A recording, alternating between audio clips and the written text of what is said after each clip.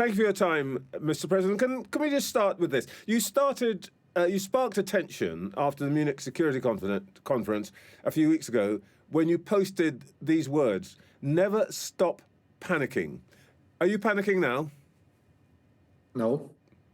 Or I never stop panicking. But on a serious note, indeed, I think that what we need to understand that this is such time when things are developing so fast that keeping cool head, trying to figure out how to proceed in this rather difficult environment is very important. And of course, this was a bit ironic tweet because we see how many things are developing at the same time. Speaking of keeping cool heads, what have you made of our own Prime Minister's leadership over this period? Well, I think it was a very good initiative to invite countries to London meeting. Sad that the Baltic states, including Latvia, were not invited. I do hope that next time we are also going to sit at the table to discuss issues that are of importance to us and to Ukraine.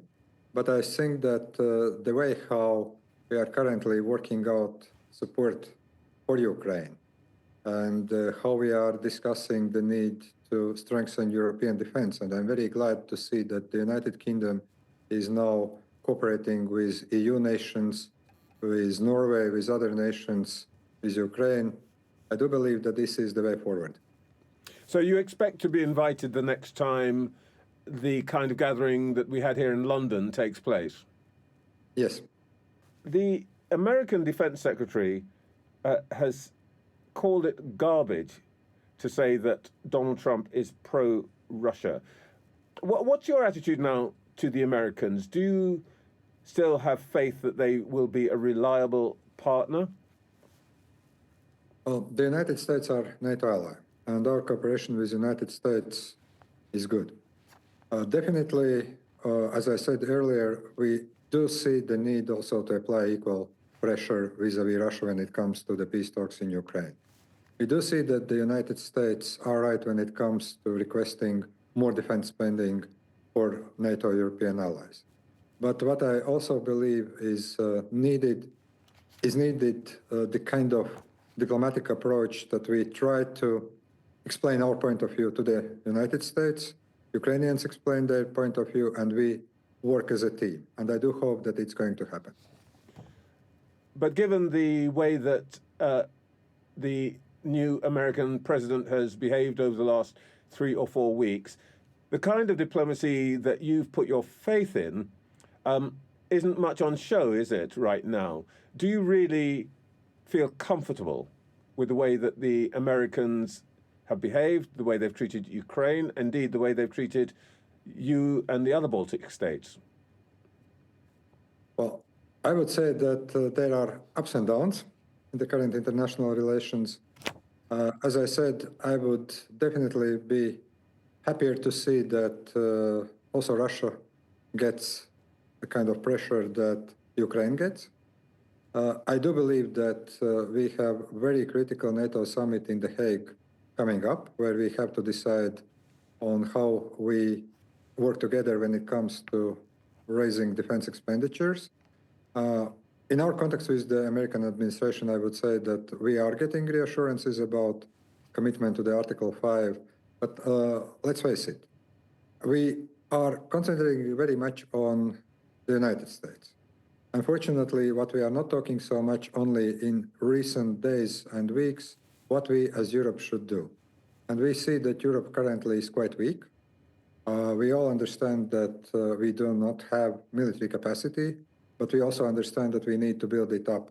So my current suggestion would be, while I do see some differences with the United States when it comes to how to approach Ukraine, is to concentrate on our own task here in Latvia to raise defense expenditure. We are talking now about raising to 5%, and it's not only because the United States have this opinion, but also because our defense development plans suggest that. Second, how we address all our shortfalls at the European level, how we spend more money, how we develop defense industry, how we actually increase our capabilities. And if we get there, I think that also this kind of mutual understanding and also debate is going to change. Currently, unfortunately, we are in the process of understanding where we need to go. And now the most important thing is also not only to make political statements, but also to put money where the mouth is. Well, let me ask you about that, Mr. President. Latvia has put a lot of money into defense, 4%. You're saying now that you want to raise it. You also introduced conscription for men.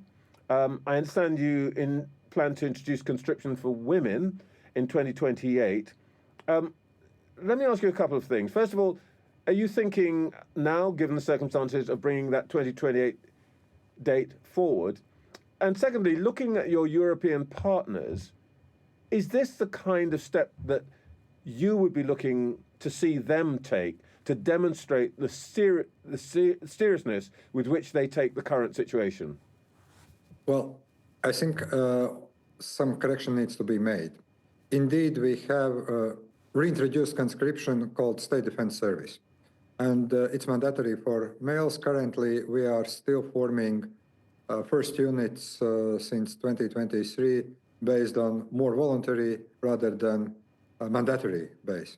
But yes, there is discussion about whether we need to introduce the conscription also for women. Currently, that is not a decision that has been taken. And there is no any legal kind of obligation for that. What we are talking actually to reach higher numbers of our defense forces, not in 2028, but earlier.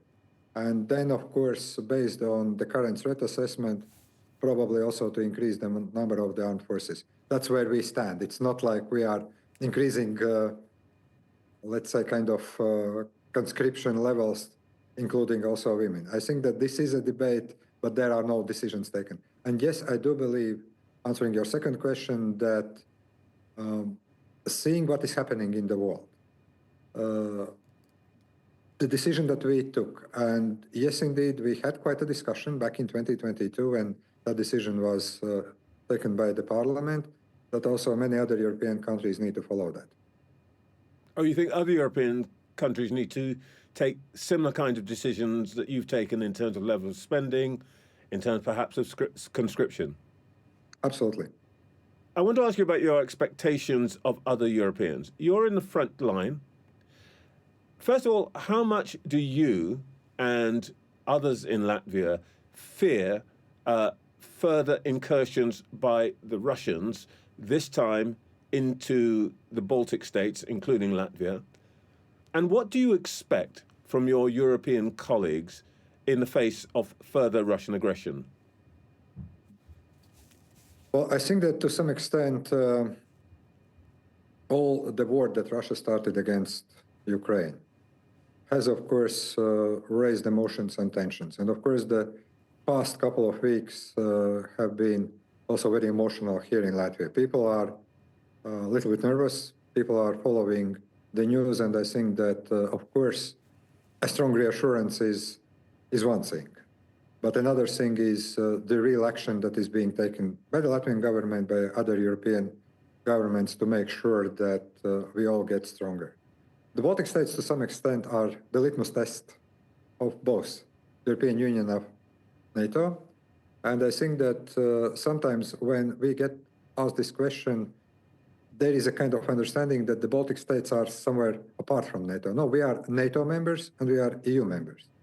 And I think that one simple message is that the attack against any of NATO member means attack against other NATO members, Europeans, non-Europeans. And if there is a failure to fulfill the Article 5, then I think everyone understands this is the end of NATO. I do have confidence that currently everyone understands the risks and the threats. What I do have also the confidence is that beyond this acknowledgement of Russia's aggression, by the way, we were talking about that for years, not months, but years, that we are also going to see that there is increase in defense spending, but also we believe that if we see that there is not a just and lasting peace in Ukraine, that if Russia is allowed to regroup then the risks are increasing. And in that case, we also need to increase the overall presence here in the so-called eastern flank. So what is now important is not only declarations, but also how those declarations are being implemented. I'm fine with the wordings, but I see that we need also some deeds. Mr. President, thank you so much for your time. Thank you.